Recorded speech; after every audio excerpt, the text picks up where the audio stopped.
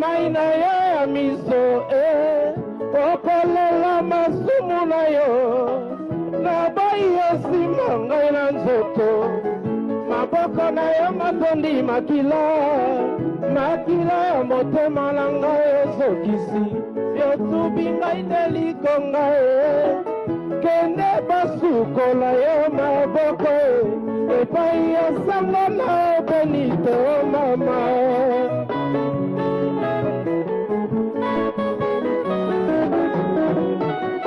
yo moko poni nzela wana natombeli yo kaka chance epai na ye ezala mwa fidele kosala ye ndenge osali ngai te mwasi azalaka na mibale te banda bokoko na biso kobobisa te sinozongela ngai okokuta nga na nsina baloko koza ngai po te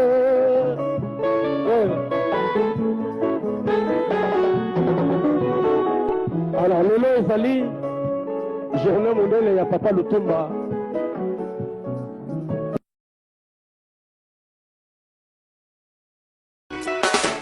Bomba mai na yo ya miso he okolela masumu na yo na boyo sima ngai na nzoto maboko na yo matoni makila ya motema na ngai osokisi yo tubi ngandeliko ngai kende basukola yo maboko epai ya sango na obenito homa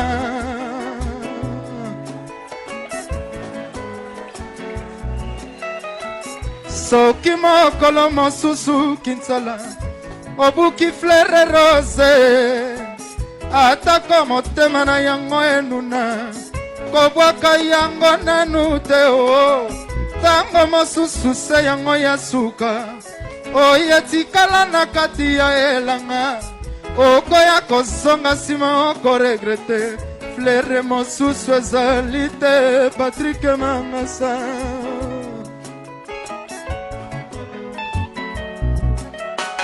yo maka boni nzela wana natomeli yo bone chance epai yoke ezala mwasere kosala ye ndenge osali ngai te o mwasi azalaka na mibale moni bato babetaka na bango avant 97 98 bainocent na autotune mais bato oyo apartir na 98 po ekotaki sikoyo na bastudio ezalaki okokomprendre te eloko moko ya kitoko mpona biso baartiste omona place mozo kokoma bien te omonaka ingénieur abi tika na akomisa yo akomisa yango osenti mpe différence te donc ezali te ke mais nazo bano sikoyo ozosoka na moto oyo sikoyo ayebi koleka bango donc moto oyo artiste oyo asala na autotune te donc seke yo nyama na ye azokosa nini olobi nalobi te donc cestadire ke nazo bano parce que autotune te seke nyama na ye aokosa c'est-à-dire que mokuse ezali boye autotune ona ntango batielaka biso yango de monsieur yo mpe artiste okoyeba te esoso comprendre eloko nazoloba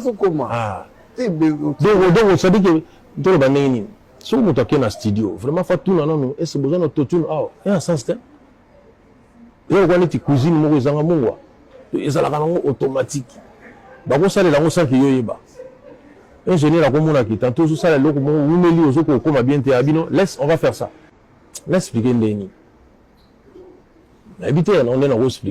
je sais que c'est trop savant pour les gens dans 20 ans va changer ce discours. Tu te souviens à l'époque tant dans bateau ça collaboration tout le monde fait des collaborations, je dis bien tout le monde. À l'époque quand je disais que il faut connecting so goûter na partie c'est faut quand ba photo yangwana tout le monde bando boya. Mais malheureusement, les Congolais, amnésique. Tout le monde fait des photos aujourd'hui, même dans les photos.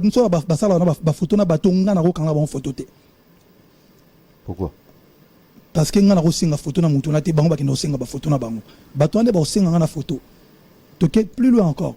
Tant on a un album urbain.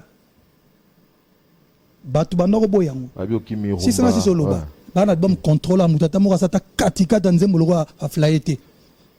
Bachat nzembo ni betra ya rumba 3 ans où il est a flyé.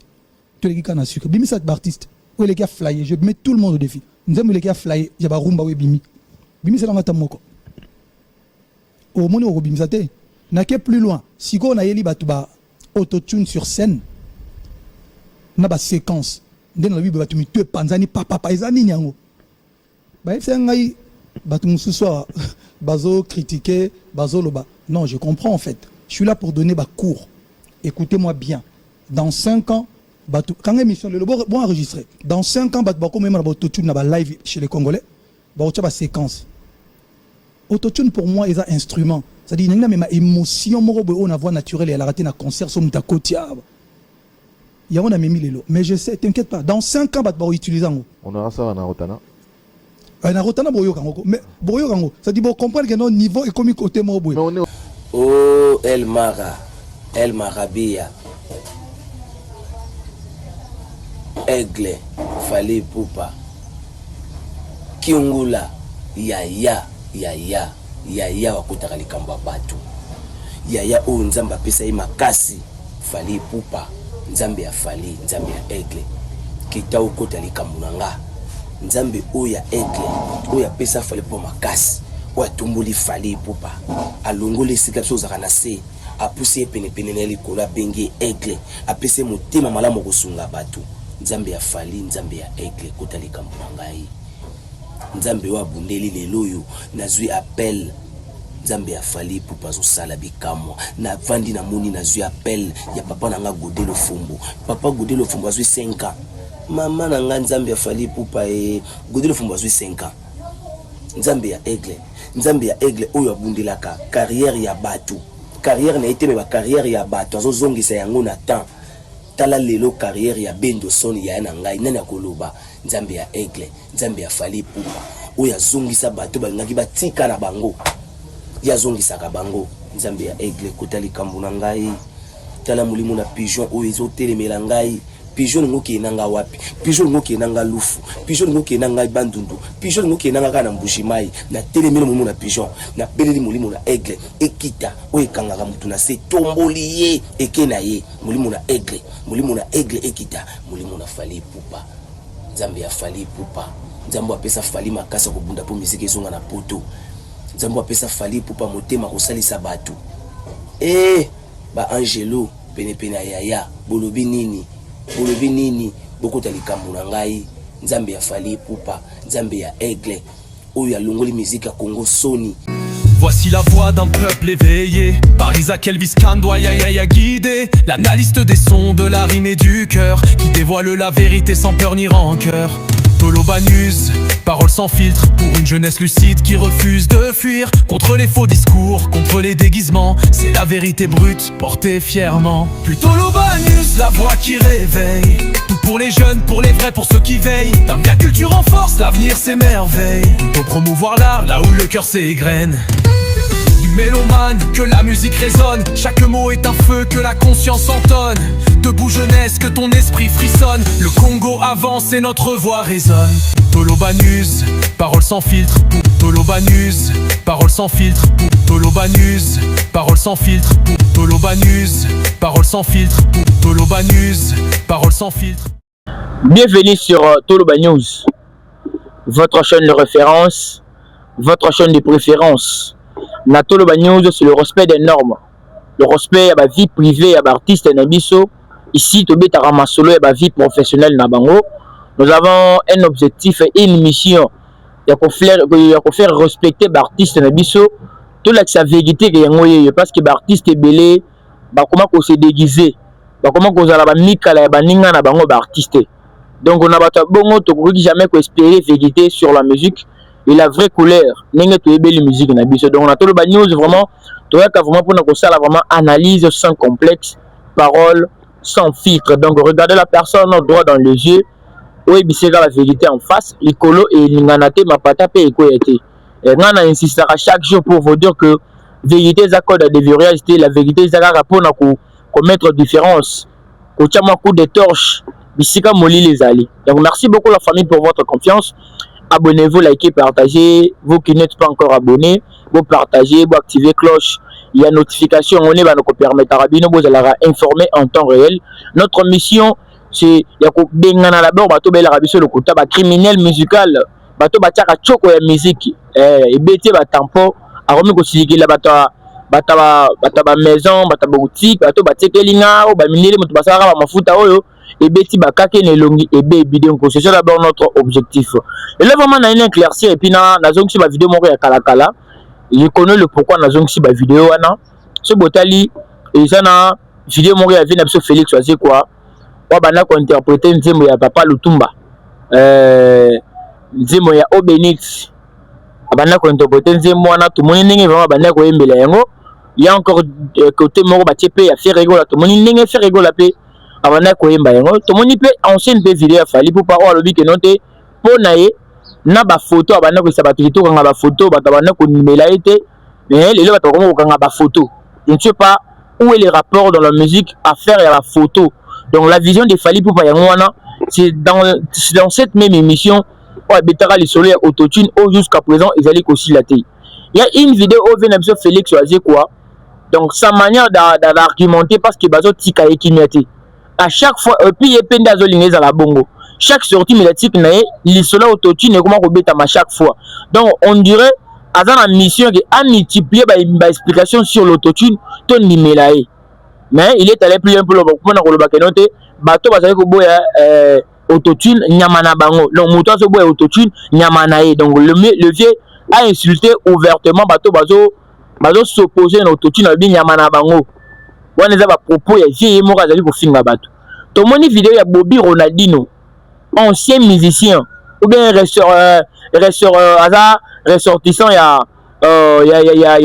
a ligne orchestre avec nabiso orchestre tout le monde a allé comme ça la prière azo bonela nzamba fali pour pas toucher pour na visa donc il y a zo sepela nange j'ai le fombo ceux qui a 5 ans il peut aller au sambi nzamba fali pour pas tombola pour y placer 5 ans ou bien azo payer visa en dehors de cela les groupes Ferrego là déjà quelques membres déjà va voyager déjà en Afrique du Sud pour va préparer événement na bango il y a les 14 donc après demain par Rosala na Afrique du Sud va être concert na bango acoustique directement baza déjà wana mouvement il y a l'artiste Fali Poupa bazali ko se préparer pour un événement na bango double événement il y a Stade de France et en même temps l'évolution ba bière artiste na semi balé ils allaient ko promettre donc ils allaient ko pesa moi ba indice que ba fanatique ba télémi vraiment bazali ko somma ba bien na bango Koffi Olomide annoncé na bosolo na politique Koffi Olomide lobby toza na Koffi Olomide na bosolo na politique on va voir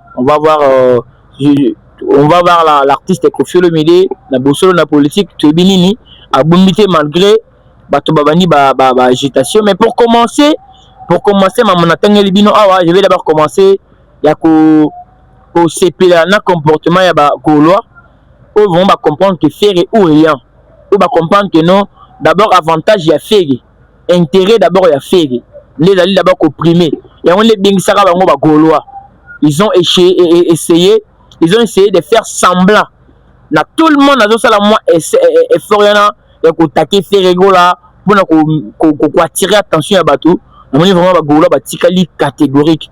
La dernière fois je vous avais parlé il y a sorti médiatique il y a communicateur ou bien communicatrice porte-parole il y a maison mère Odile Aboulaki qui a causé ba réplique poison a baksa les répliques mususu mais jusque là silence radio en tout cas félicitations ba Gaulois bisonné ba chroniqueur bisonné tous censé tous ça bango nantela pour nous rappeler la bango que l'autre fois peut-être balobaka bolam il y a même artiste les lopé ba venu ko basu mabe il y a même artiste tu comprends rater qu'est-ce qui est à la base donc félicitations à Bagolois vous pensez vraiment que beta Kara na ba propos na ye pour nous rejoindre c'est dans nzela que Kara d'abord autrefois le silence aussi c'est un langage les vous pouvez que à côté ba makelele le silence c'est tikali kaka silence dans une banana vidéo il y a vu un Félix Oaze quoi tant botali bino moko prestation à Félix Oaze quoi est-ce que vous êtes sûr que j'ai l'impression que bongo akoki koya boye pour na ko défendre autotune avec facilité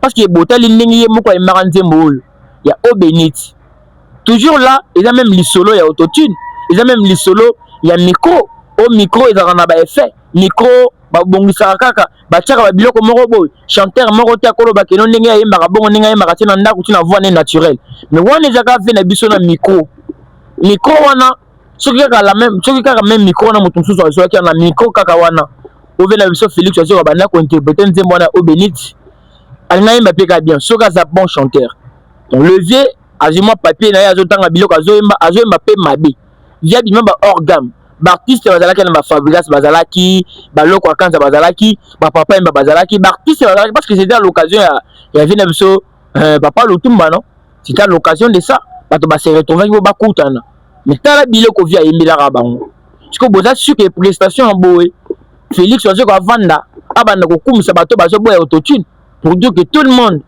qui est pour l'autotune ceux qui sont musiciens ayebi ba différence na ye ayebi ba limite na ye ceux qui sont musiciens et ingénieurs peut-être ba kabela imbongo pas fali peut-être aza proche ou bien comment na ba relation moko approfondie na artiste ou même libiso à faire ya autotune directement aza na choix ils sont obligés yako défendre kaka autotune mais ce que bota la bino moko que tango ya yembi fait pas yemba ce que tokoloba nini koto faire nda salara autotune vient monsieur Félix Ozioko salara autotune te si ko vient sur salara autotune te comment yebi autotune ezalaka bo salara pourquoi tu ne fais pas l'effort ya koyemba makasi pour les voir même bato ba yemba danger pourquoi na liste ba grand chanteur Félix Ozioko ba ebioté ou bien bato ba calculer ka Félix Ozioko te na liste ba grand chanteur pour aller plus loin ko banda ko finga bato ke non moto zo boy autotune nyama na ye c'est ça toujours les arguments c'est ça ba critère c'est ça ba explication je peux ça partir sur l'autotune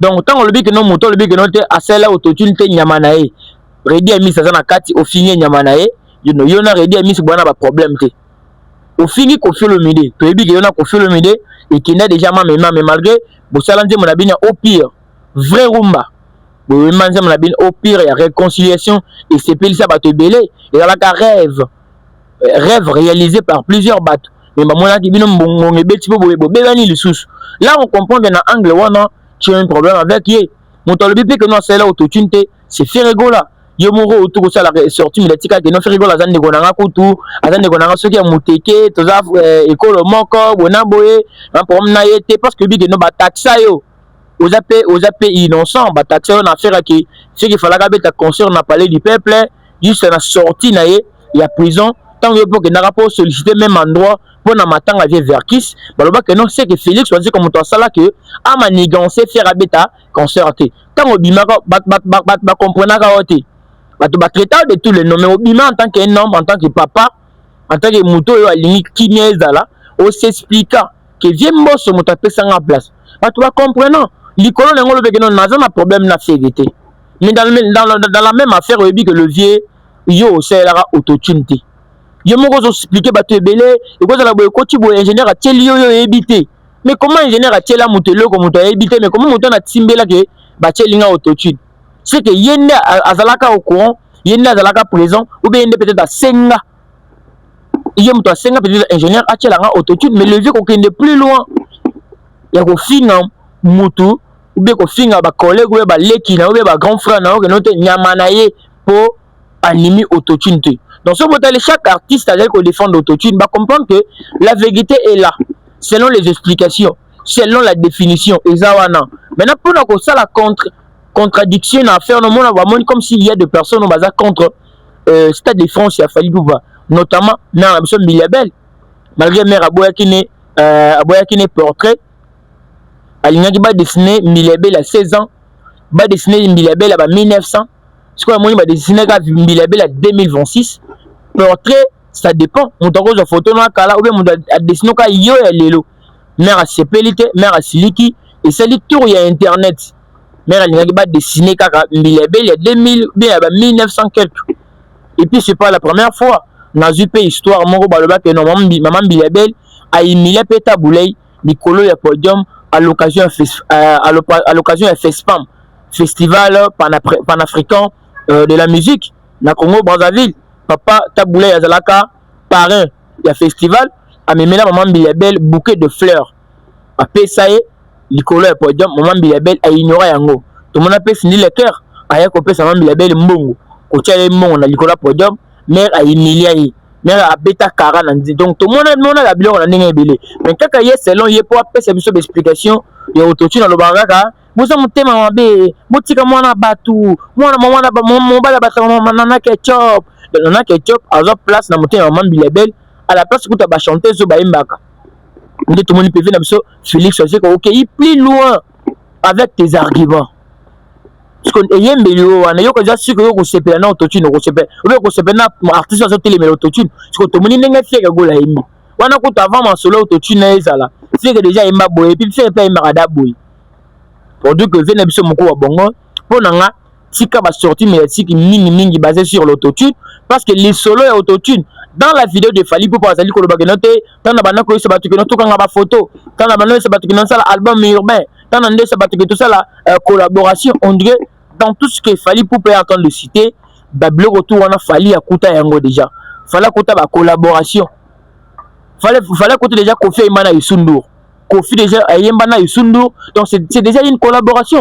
Fallait écouter déjà Papa Wemba déjà na Peter Gabriel. C'est déjà une collaboration. Donc fallait écouter déjà ma collaboration na musique ya Congo. Lui-même dans la vidéo ya Karamalgué, il y avait aussi une personne à la Nanga Isengate Isaac.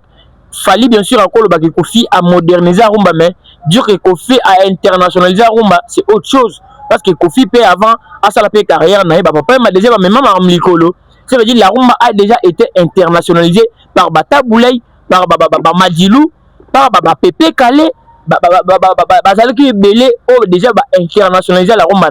Mais modernisation, c'est Kofi Olomide, c'est Papa Wemba aussi, modernisation. Ça veut dire qu'il fallait écouter déjà rumba Libanda déjà. Il fallait exporter rumba té, mais à côté déjà rumba Libanda Bisika Zaleli. Il se sert de la rumba, il le fait aussi à sa manière. Parce que telle est la manière dont notre artiste a Koluba. Toujours dans l'émission, on a dans 5 ans, on sait l'autotune, musique est Simbati. Même à faire, il y a des photos, l'artiste est Fally. Ce qu'on écoute déjà la collaboration. Ce qu'on écoute déjà, musique déjà Kendara Libanda. À kaka photo né. Donc d'après Fally Ipupa, ce que mon artiste a fait quand photo né, alors là qui a ngoti. Tant na bana ko regarder warrior mo boya benga inos binya mulengi. Na regarder ba ngoko pour na bino ce que mo toka ni photo est égal à Fally. Si on t'a télé quelque part, est égal à Fally. Ok, ça biloko autokuta. Fally a l'envie d'apporter quelque chose de nouveau pour faire parler de son nom à chaque fois.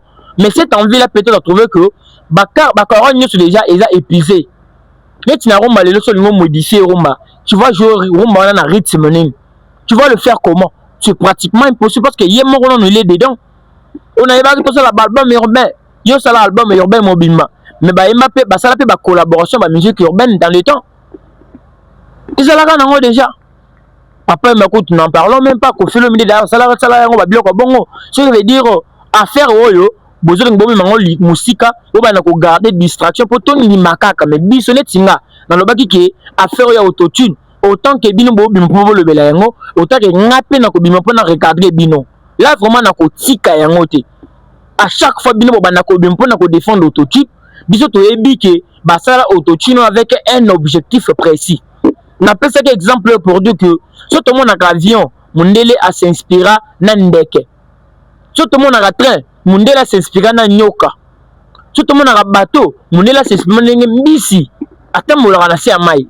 Mais si tout le monde a un autotune, Mundele a s'inspiré dans la voix. Pour dire qu'il y a des véritables voix qui n'ont pas besoin de l'autotune. Il y a certains styles musicaux où ils ont posé l'autotune. Tout ce que depuis l'autotune, il y a.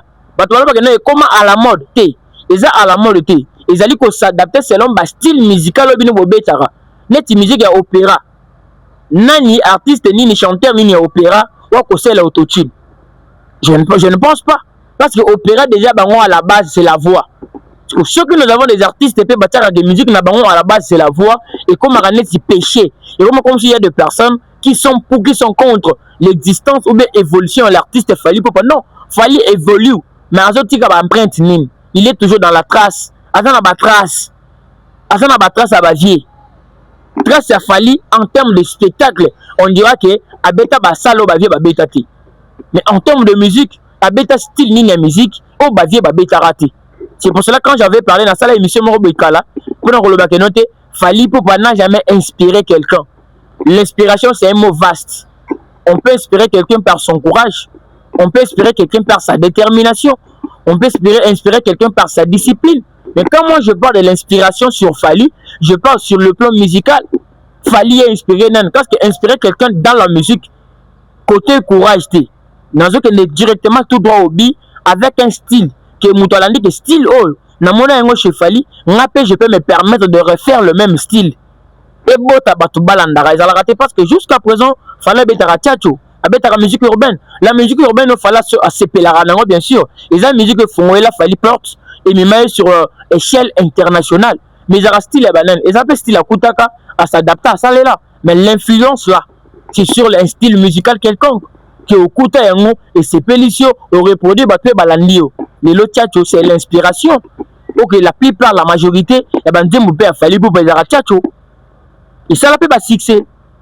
C'est ça c'est que nous sommes en train de parler donc affaire Oyo selon l'artiste Fally Ipupa dans son ancienne vidéo il y en a il collé cette émission vraiment Fally ayaka vraiment sangan.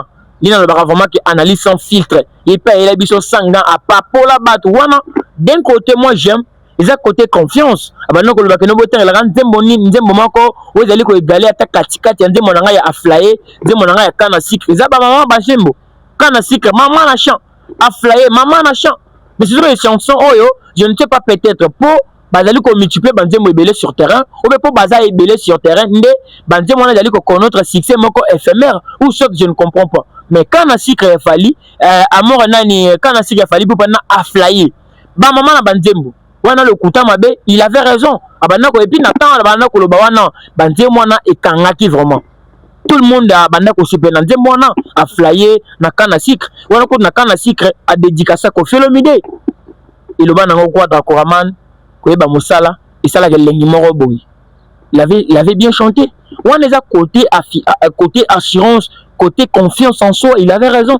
Mais il avait déconné, il avait débordé avec les arguments. Oh, mais ta photo, les lois, comment on a photo, on a tout un côté, on a photo. C'est ça, élément d'argument sur la musique. Dans mon tovan de en tant qu'artiste, la même là, on a photo, ça n'a pas de sens. Ça n'a pas de sens. Donc, viens à mon coup à bongo. Pour nanga, si quelqu'un multiplie la sortie médiatique sur l'autotune, parce que cette affaire, ils n'ont pas si pour faire croire biso ni mototune ils ma passe donc à la place d'insister tant que tokolo que la binoté botika na bino parce que bino kuto boyebike existence ben na faisabilité autotune ils pona boy bino kuto bozo boy kaka biso auto ebi vérité to tika vérité to na ngam na bino ils pratiquement impossible ils pendo to baba ko simara mokolo morote et ko simbate là bon moi une vidéo ya Bobby Ronaldinho ils vraiment Sony. Et ça vraiment Sony. Au moins, qu'on envie Moutou, et en a deux sens. On envie quelqu'un pour comme ça, biso jaloux. Ils ont peine envie à convier pour top bosser P. Top bosser P, tout ça l'appelle le roi, voire même tout les cahiers. Bah, envie à bongo, ils à côté de Satan, à côté Jésus, mi-ange, mi-démon. Ce que tant nous allons convier Fally. Aux gens viennent à Fally pour Nini, il y a un nom ba sorti médiatique ya boye mukolo moko te bomboze la Bobby Ronaldinho aloba malam sur ba artiste mususu ya Congo et vous allez comprendre que ba sorti médiatique belé ya ba Bobby Ronaldinho ya ba Benderson ya Vina Biso Lofombo ya ba Sampaio ya ba Joel Show ya ba Alexis ya ba Mombaya et ça baza tellement ebelé ba tout wana Fally a réussi au moins bato ba comprendre que kokabela ngai eza kosoma moral na ngate. Je dois dire tout haut s'il faut le dire et je dirais aussi tout bas s'il faut le dire. Donc tous c'est la bato tout haut on doit comprendre que ba sorti médiatique la bato tout ngana tangi awa bo c'est la kango na cadre musiqueité. Et ça na cadre de reconnaissance vous allez reconnaître mon salama la mufala c'est la bango pour na bango mutoko la Bobby Ronaldinho en tant que musicien la King Tester. Donc, il y a vraiment autant de chance de simbate et commission moukala ya Fally. Jusqu'à obani ko sala losambo zo sambe la Fally ozo sengate qui n'est pas directement ko beta porte na tango sala ba répétition qui n'est ko luka Fally bisika zalaka senga e visa binomi ba bovani boye ou senga visa ou senga ba service que obana ko sala la image ya Fally pour na ko dénigrer ba parce que là au ko boye na eloko e fo le ba vérité yo ko boye kaka parce que ozo lancer demande ya Fally ozo senga aide ozo senga lisungi ya Fally mukolo moko te kolobaka makambo ya mabe ou soit oyo balika moko ezokende à l'encontre ya argument ya Fally et directement eza culture na biso ezali en danger. On comprend que ba sortie médiatique na bino ezaka basé sur la musique ité. Ezaka basé sur un individu, une seule personne. Donc mukolo Fally kozala raté, je ne sais pas. Parce que vous êtes musicien, il peut aussi t'aider, c'est ton frère. Fally Zaline de Gonayo, il peut être ton grand frère, beaucoup à la même âge. Donc, nous sommes à vie mais essengeli. Aux utiliser banane à l'appui, aux utiliser argument. Donc, d'après toi, aux banako dénigrer Ferré, aux banako dénigrer Kofi, tu dénigres plusieurs artistes au bazar peut-être en opposition mentale par rapport à on a Fally, bazar même esprit, même état d'esprit. Donc, ils ont dénigré, il y a on est quoi tirer Fally. Quand on dira que Fally pour prendre à Benda Batou. Et puis que quand on ira, quel déjà va payer ça à témoignage na maneki. Pour dire que l'artiste c'est un mode de fonctionnement naïe.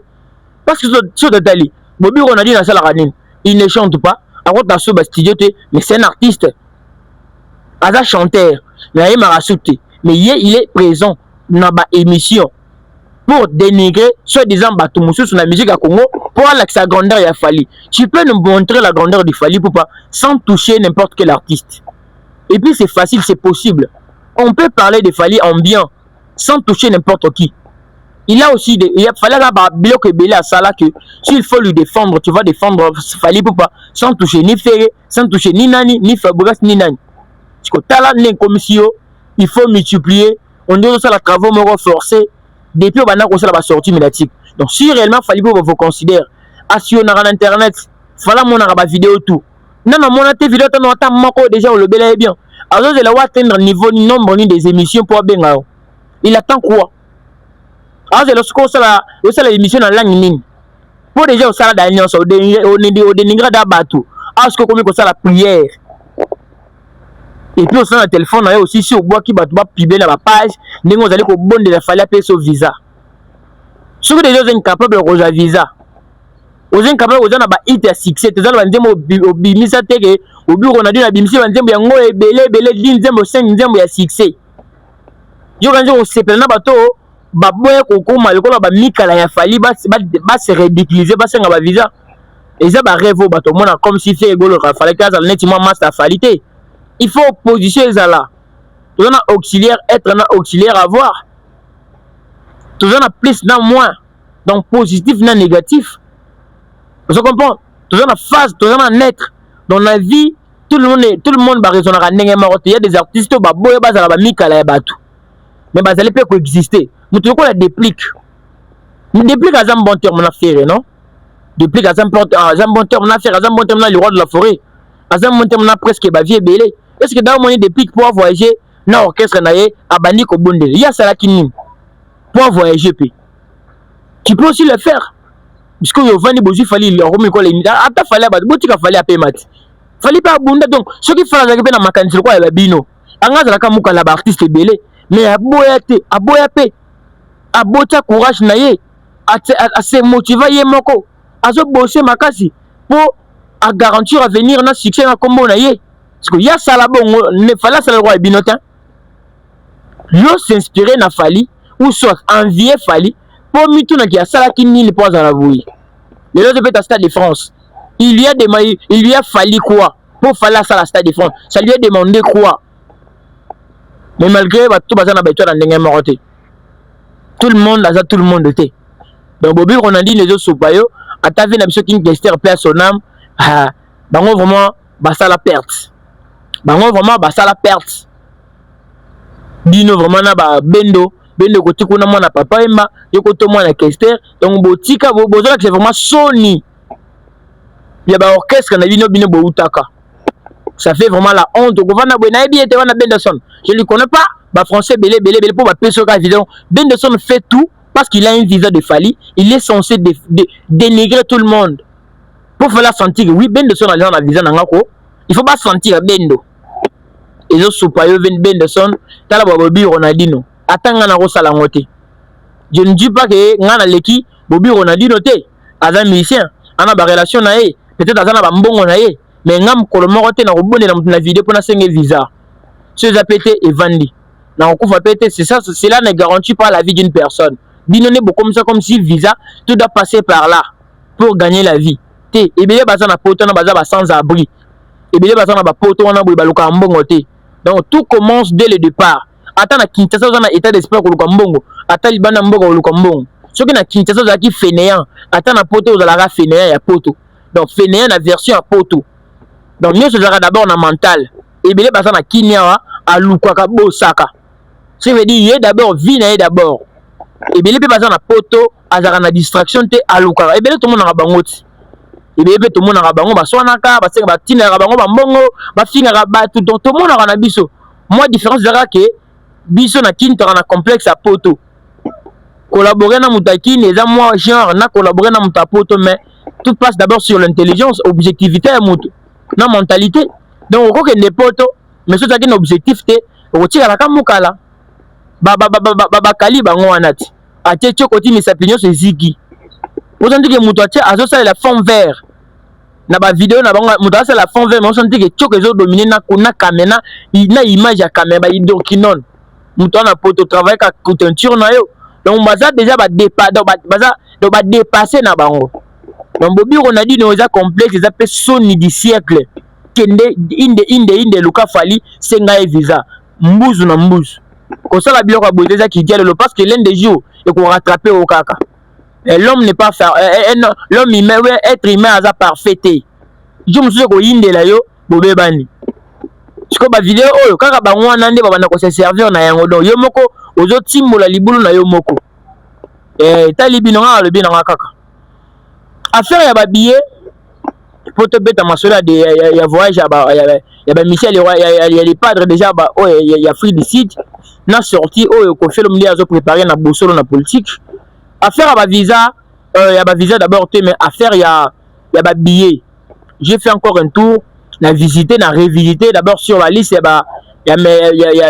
vente ya ba meilleure vente ya variété internationale l'artiste a sauté c'est rigolo donc malgré il avait fait son apparition là-bas a sauté mais c'est qui est sûr dans différentes catégories ba billet vraiment et qu'il y a même des catégories qui ba oui billets. Ça veut dire que tout le monde a déjà que la démonstration pour déjà. Tout le monde a déjà démonstration dernière minute à Genève. Démonstration dernière minute surtout na ING. Parce que Adidas Arena na gocha ngote parce que Adidas Arena bazaki na nzala ko ma faire regola. Tout le monde qui bat mais démonstration dernière minute ya ING Arena nga vraiment etika nga sans mot. Donc bato wana on connaît aussi de quoi bazaka peu bel malgré ba réagir avec un retard mais bayaka. Donc net vani boy. Bato ba vidéo na nga na loba oyo jour ya ko agena to comme on a image moko différent ya ba penser na biso différent na ndenge tozo raisonner sur accord arena parce que bako bima jour wana bako ya bazali ko se motiver pour ba ya jour wana mais na beti peto ata na stade de France ya fali pour be na monique y a aussi certaines catégories ba billet et KI là bo se motiver to na posa et résultat moko ya malam wana tolobe d'abord ba concert oyo ezo beta malala eza concert avec na nyoka longo obligé bato ba oya parce que yé aza pona ba golote aza pona ba warrior te aza yé vraiment aza pona ba génération oyo ya ba mélomane bato ba sepela na musique ya vina mso chosara nyoka longo ba koya c'est hier tant hier be faire betina e bandele avril le vie a béquipé na fin presque na fin avril. To bandi pe ne bandeli ya mai fait rigola et nani so qui fait rigola bat fali poupa na mai pe ne 17 mai et gitia ko beta na Afrique du Sud mais quand même l'évolution y a ba billet na moni qui non dans certaines catégories et dans la Stade de France deuxième date et là accord avec l'artiste fait rigola to moni ba billet et zali ko kine donc pour cela on a besoin ba bien na binoté na ba événement ya artiste na biso mibale parce que bango baza ba événement ezali mais ce botali bien on dit on commence d'abord sur Ferré après on rejoint Fali OK na ndenge ya grandeur donc ya grandeur ya bisika bazali ko betela ba événement Stade de France eza monene ki accord arena mais ce botali bien ezaka ce qui fait était Fali ce qui Fali était fait je veux dire baza bato jusqu'à présent baza deux têtes d'affiche et bazali ko chapeauter actuellement la musique na biso ko chapeauter n'est pas dit que non bango ne bazali ko coloniser bonacé bango ne baza en actualité makas mais le reste ba événement est tellement ébélé il faut se mobiliser bo somba billet pour épargner vos artistes na ba échec ou bien na ba critique moko ou vraiment ils ont cadré na ba image na bango. En tout cas vraiment félicitations à ba Gaulois, félicitations à ba Warrior, ba eu conscience que à la place ya ko sona na somma billet. Très important. Ba artiste ya lipa doit faire égola na Afrique du Sud. Je ne sais pas ce que vous allez yango ninga zali ko kanisa. Ninga les padres bazana na Afrique du Sud boy. Imagine ceux qui ont na mission na union surtout wana. Ba voyager au bazana Afrique du Sud. Azuka ka bango wana akena bango na Grèce. Akomi na bango na Grèce, azu bango à partir à Grèce, ba kei Paris. Ba ko participer té. Ba ko échapper à faire ba visa té. Peut-être parce que déjà ba kiti, ba je préparer dans après 2 jours awa. Je dirais peut-être parce que les lots déjà aujourd'hui c'est déjà les 12, les 13 lobby, les 14. Les 13 lobby, les 14 les bako prester concert acoustique en Afrique du Sud. Imaginez quand idée que bawazo même en Afrique du Sud. Ah mais même on a Athènes parce que hier après Afrique du Sud le 23 mars à Kozala na Athènes. Parce que imagine même on a Athènes.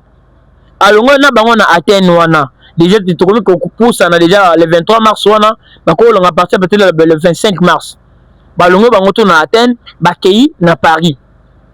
Bakei na Paris pour bêta bakei na Paris pour bêta. D'accord, le 4 avril, ce qui est et ça on verra aussi de personnes oh bazaki na dimanche peut-être bakei na bango mais là biso tozali ko rêver les tinga na rêver pe na mona pe Marc Taouz sur place. D'accord, non et comme ça les bien parce qu'il y a grand guitariste à bêta et à KDP pour na CV nae pour na image nae. Pour clôturer affaire ya passage ya Koffi Olomide na bosolo na politique. Passage oyo pour nga est stratégique. Pourquoi passage est stratégique? Koffi Olomide a font la billetterie, si je ne me trompe pas ça peut être les 15. Ça peut être les 15 ou les 14. Ce qui confie à l'équipe, passage n'est pas stratégique. Pourquoi? Il faut allober directement parce qu'il faut s'activer. Il parlera on ne sait pas ce qu'il y a là, on ne sait pas la mission. Na bosolo na politique. Malgré comment bozo ponanga sango, bozo tika bato ebeleke. À l'époque il fallait banoko ponanga na tilo collé. À l'époque fallait banoko ponanga na tilo collé. Ce qui n'a-t-il le était Popol Mpasula. N'est-ce pas que tu sango. Tu sais, ce bodali mikolo yo, na mon artiste est né commis à Bokabwani. Moutazo qui n'a plateau à se sentir à l'aise, plateau à zoka, à poser ou bien baza même moral na présentateur. Donc ce qu'on fait dans le kokindi. Pourquoi comme il déranger directement ngambo ya ba fanatique ya fali. Bozo ban ko faire ko lo banini parce que ko fait déjà ça la sortie médiatique belé. Il parle que mam na ndenge na ye et ça dépend pe na ba question. Sur artiste sur la musique, il a raison, il a droit de mettre à vie naïe. Pour d'abord à la base des stratégiques pour événement naïe et le bisa. Au fil azan yama na stratégie, azan zambé ba stratégie parce qu'il est d'abord à s'activer à 100% pour un événement naïe. Parce que roi Bodon est un muketi, roi Bodon est un stade, il a la capacité à monnaie na âge naïe et aussi ba stratégie belé pour événement et le bamara chaque jour, chaque mois. Ningo to banako le paix hippodrome ningo to banako le la ING o a no cela biso année mois à ça la paix résultat malonga donc wana passage na ye ils en ont mabete buti ko banako s'agiter avant que ye moral le kana bosolo ye moko to lo bamanke l'engouement par rapport ya neto monaki engouement na bagola c'est ça qui marque la différence nena lo baki ki ba melomania e ba fanatique ko Koffi Olomide bazali mais bazana bandako j'ai poussani et belé ba bongola ba mitema donc bon pour passer la même motivation non oh ba fanatique à faire ba salaki ils a facilité bazana bango et le bika technique ndenge ba sala loko ba gola ba salaki qui bazate bazali na katika ya ba gola on a il y avait aussi des Koffi Fil oh ba comprendre que kuna musique ya ba père a musique na biso ba jeune donc si j'aurais besoin de la musique ya ba jeune oui ba to bazo landa ba Koffi j'ai choisi Feg. Si vous avez un papa, j'ai choisi Koffi Olomide. Donc chacun a minimum 2 choix. Attends, mélomane wana, vous avez un choix na bango ya ba musique.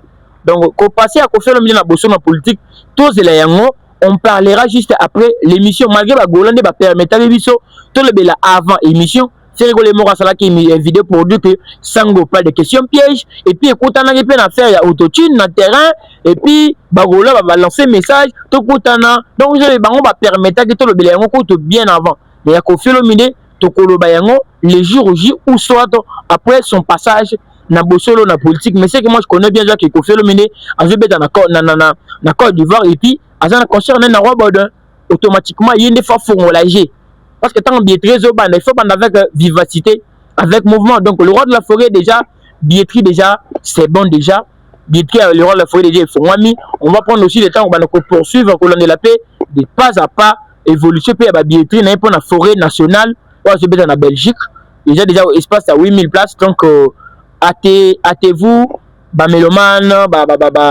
génération berceau Wengemen où est le roi de la forêt pour s'apprêter boson billet à la présent levier vangantama Igwe de la forêt azana bosenga nabino pour na spiritas motiver encore se motiver davantage acheter des billets pour le bonheur du spiritas suprême qui est héritier watana de Gogan Toto Yatembe donc acheter des billets pour lui faire plaisir acheter date wana pour azana besoin nabino donc spiritas à la présent villageois nga na kotika te na kobanda ko rappeler Fabregas chaque jour que azana événement pour jour ko simba te jour concerne ko beta maté bo supporter ngai tango na roya awa nazali ko interpréter en tant que ko interpeller en tant qu'artiste il doit savoir qu'il a un événement yé moko muta salaka visite akitaki na salle wana na Razmataz na Barcelone pour nous annoncer que mélomane va s'apprêter en juin. Imagine ce qui fait la bêtise en avril, fallait bêtise en mai, et il peut bêtise en mai, en fruit du site. En juin, on aura besoin de Fabregas, à Barcelone. Qu'en est-il de l'évolution? Il y a billetterie, et ce qui est nénéné. Il n'ose déjà, griffe, s'activer. Si on est bien à Bango, il y a viso, vient à besoin de ça, nous kalongo, et ce qui est bien. Donc, tout le monde a une date, il a fait le média, écoute les autres là. Après ouverture à billetterie, c'est par là que la paix comment ça évolue. Donc là vraiment nous sommes arrivés à la fin. Na momuke o te peut éclaircir, ko mettre à vie, ko redresser ba vie, ko zong ça batebile na nzela. C'est ça d'abord notre objectif. Donc grand merci à tout le monde bozitan ko landa biso du début à la fin. Donc grand merci à mon vieux Fistel Disanga papa na prince Disanga depuis London City, à mon vieux Jack Benny Marcel les consolateur depuis Texas. Clin d'œil à mon petit champion Noam Kande que j'aime tant. Gloria Kibam et la Gauloise, tu peux se mode de psychiatrie aux amis, Smoke 9D78, grand artiste depuis London, na peux se moté, Maria Mop Isperinga, soit na métis à ville à Kinshasa, tu peux se salam et belé, tu souhaiter bon séjour à maman Julie Congolo depuis London, tu peux se moté, surtout tu souhaiter bonne chance à notre tendre grande sœur, Diamante Nkachama, et mariage à vous. Merci beaucoup Nzamba Zalara Nabino, maman Christine Thibault, la maman d'Isaac, la personne mote Nzamba Nanga abattre la rayo, ou Zalara touche. Partage depuis France, la personne mote, Alvaro Diogo depuis quelque part, la personne mote, Henri Galou depuis Brazzaville, la personne mote, tout le monde nous Arabiso, vous s'abonnez, vous likez, vous partagez. Quant à moi, je vous dis au revoir, portez-vous bien, bye bye. Toloba News. Toloba News, likez, s'abonner, partager et activer la sonnette de notification.